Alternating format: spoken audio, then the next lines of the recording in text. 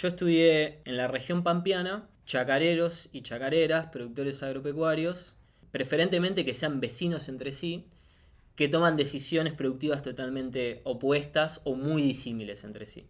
Caracterizado en dos grandes modelos, si se quiere, que es el agroindustrial y el agroecológico. Mi pregunta cuando empezaba el doctorado era, bueno, estas personas que nacieron en el mismo lugar, fueron a las mismas escuelas, a los mismos espacios de socialización, a sus familias se conocen hace generaciones y demás, por alguna razón, por algún motivo, tomaban decisiones productivas muy distintas. Porque hacer agroindustria y hacer agroecología, primero que implica un montón de prácticas productivas que son muy distintas, pero a su vez eso conlleva que después su vida en el campo también sea muy distinta. Y estudié la región pampeana porque los chacareros y chacareras es un sujeto que fue transformándose en los últimos 30 años muchísimo y sobre todo en los últimos 15. Yo quería entender cuáles habían sido esos cambios. Y a su vez en lo que tiene que ver con la agroecología, en general los estudios se enfocan en pequeños productores. Yo estudié productores de grandes campos, 300 hectáreas, 500 hectáreas, 1000 hectáreas, ¿no? 3000 hectáreas. Y eso está mucho menos estudiado. Entonces quería hacer un aporte a ese vacío, si se quiere, que había en la literatura. Actualmente la producción agropecuaria argentina tiene como tres grandes problemas. Un problema muy grande ambiental debido a la erosión de los suelos, pérdida de fertilidad y el incremento en el uso de agroquímicos. Somos uno de los países que más agroquímicos por hectárea usan en el mundo. Digamos, se tendió a la concentración de la tierra. Y eso hace que el sujeto agrario histórico, que es el chacarero o chacarera, cada vez exista menos.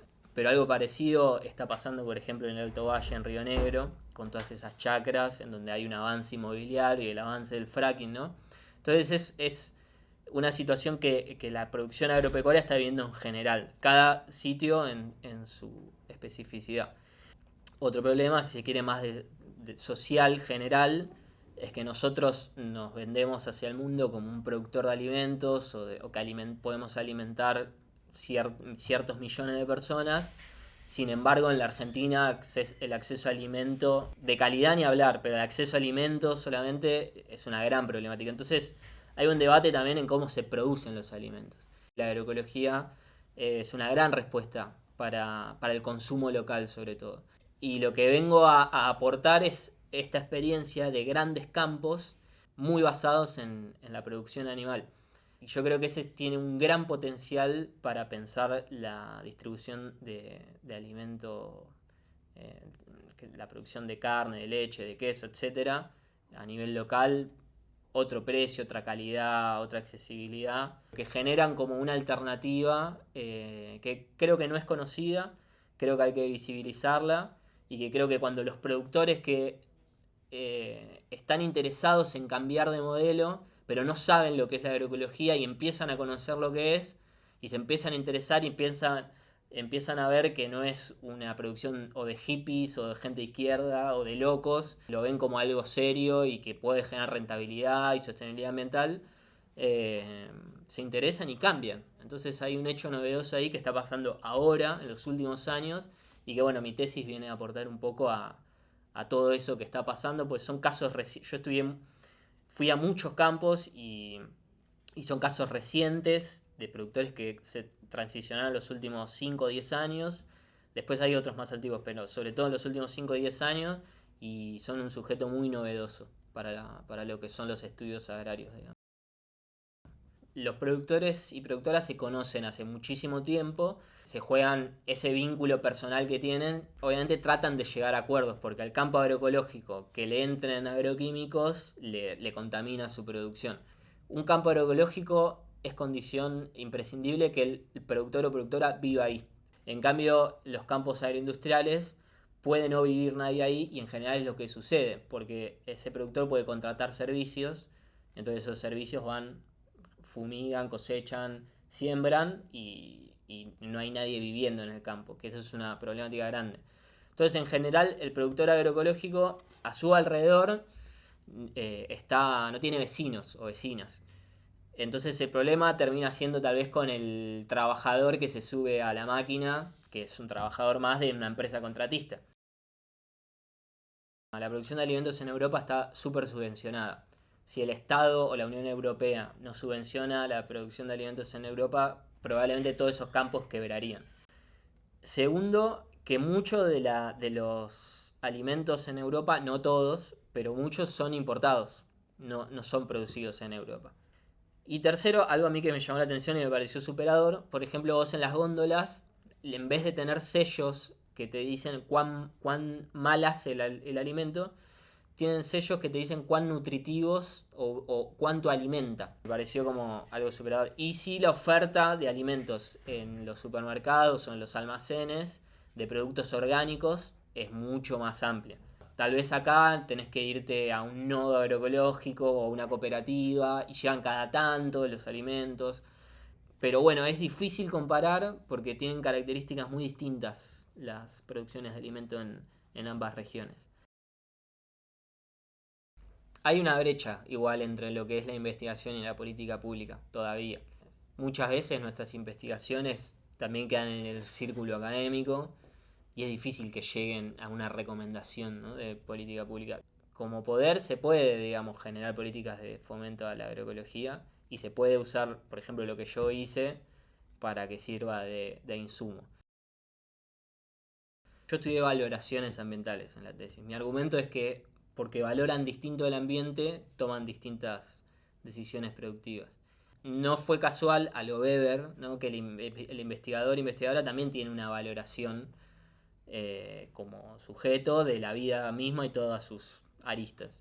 Y yo creo que los que estudiamos estudios agrarios estamos mucho más tentados a que ser exitosos en el modelo agroindustrial, que tiene mucha más fama, dinero y éxito.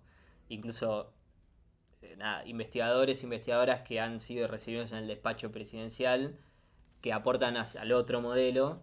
Y si bien yo creo que estudiar la agroecología es necesario, también es muy difícil. O sea, lo que hacemos es una línea alternativa de investigación a la gran actividad económica que tiene Argentina, que es la exportación de insumos agroindustriales o de materias primas agroindustriales.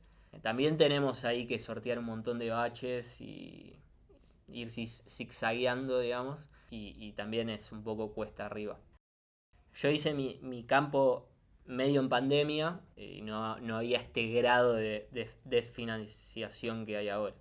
Pero yo mi campo de investigación lo hice con mi auto, con los fondos de la beca de CONICET, que tampoco son tantos, y todos esos gastos los cubrí con la beca.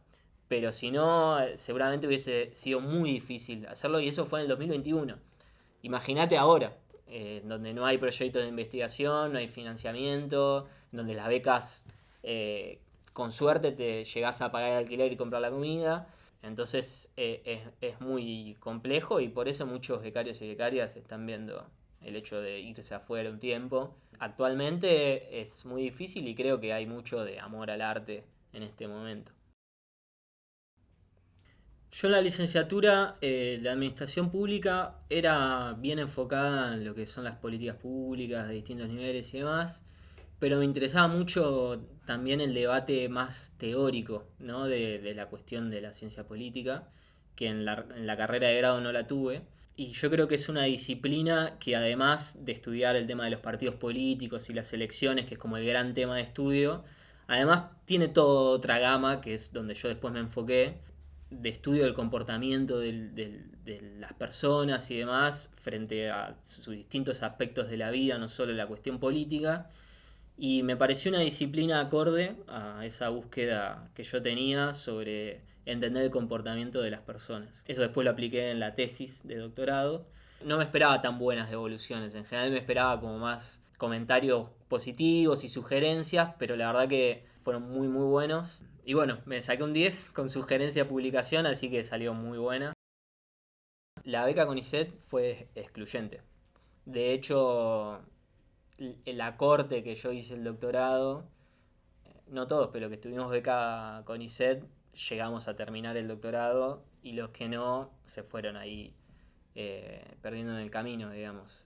Porque sostener un doctorado en Argentina, que son pagos y las cuotas no es que son súper accesibles, y todo lo que implica en tiempos de estudio, de trabajo, etcétera, Hay gente que lo hace, poca, pero la beca es excluyente en mi caso fue excluyente.